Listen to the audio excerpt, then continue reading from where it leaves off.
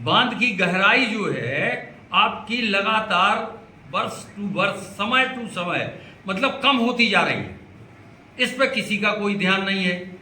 और इसीलिए जहां हमारा आप देखते हैं बांध में, हम अपने गोविंद सागर बांध को ही ले लें कि जहां 93-94 पानी फिट पे आता है तो बांध खोल दिए जाते हैं, गेट खोल दिए जाते हैं कि ये बांध उबल ना जाए, फट ना जाए।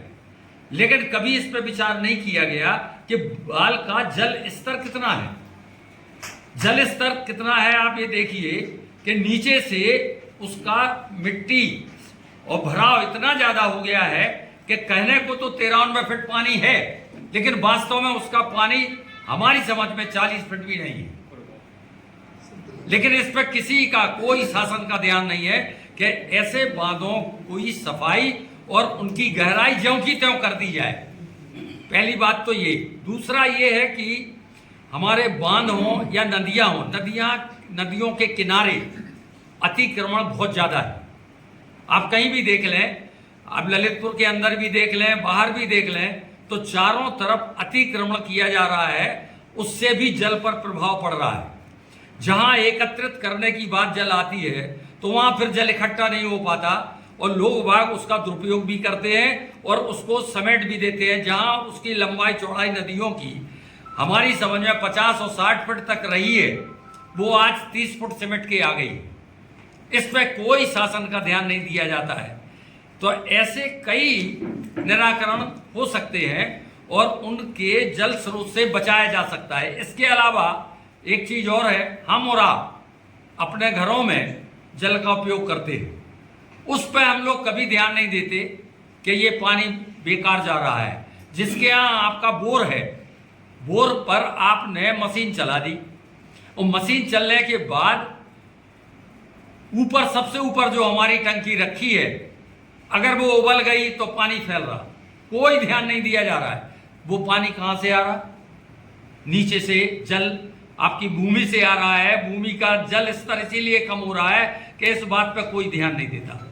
नंबर 2, आप बाथरूम में नल खोल के चले गए कि अब बाल्टी भर जाए जब हम नहाएंगे। ऐसे कई हैं उदाहरण, हम आपको बताएं। और उसके बाद पता लगा कि 6 बाल्टी पानी फैल गया जब तक आप बाथरूम में आए। इसको भी गंभीरता से हमें आपको लेना चाहिए कि पानी का उपयोग जितना हमको आवश्यकता है, उस आवश्यकता के अनुसार हम घरों, अपने परिवार में, घर में उसका उपयोग उस हिसाब से करें। ऐसे अगर छोटी छोटी चीज़ों पर कई बार क्या होता, आपको देखा हो, आपने YouTube में भी देखा होगा कि नल, वाश बेसिन का नल भी जो है आप जाली लगाई जाती थी। पहले क्यों लगाई जाती थी? कि पानी कम आए। लेकिन अब जाली इसलिए नहीं लगाते लोग क्योंकि उसका फोर्स उन्हें ज़्यादा चाहिए। सेविंग कर रहे हैं आप, नल खुला पड़ा हुआ है, तो ये एक जल बर्बादी भी है। तो उस बर्बादी को भी हमें रोकना है। ऐसे कई स्रोत हम और आप विचार करके, गंभीरता से विचार करके, पानी को कंट्रोल करके और बांध में जल स्तर बढ़ाने के प्रयास करके कई समाधान निकाल सकते हैं। और इस संबंध में हमारा शर्मा जी से अनुरोध है कि शासन को भी इस माध्यम से जागृत किया जाए और उनसे सहयोग लिया जाए। धन्यवाद। सोनी जी। जल ही जीवन है, ये बहुत महत्वपूर्ण विषय है।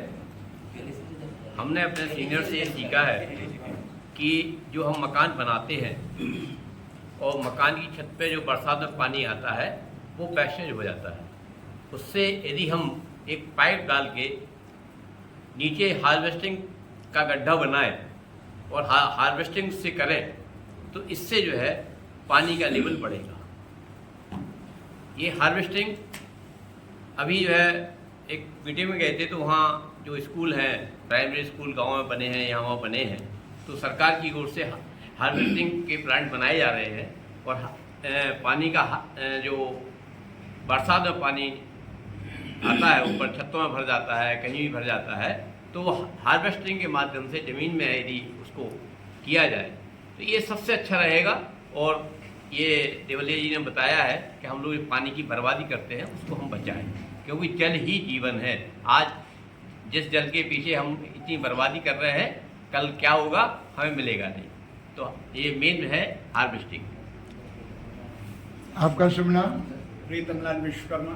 ये चौड़ाई वाला भी क्या है? हाँ, इंडिया की चौड़ाई। महामंत्री हैं हम जो गड्ढे है की चौड़ाई कैसे बढ़ाएं? भारतीय राज्य पेंशन महाशय। जल संरक्षण के बारे में मेरा सुझाव ये है कि सरकार ने हर जगह हर गांव में तालाब जलाशय बना रखे हैं, लेकिन वो तालाब अगर 10 एकड़ का है तो इस समय स्थिति 4 एकड़ की है।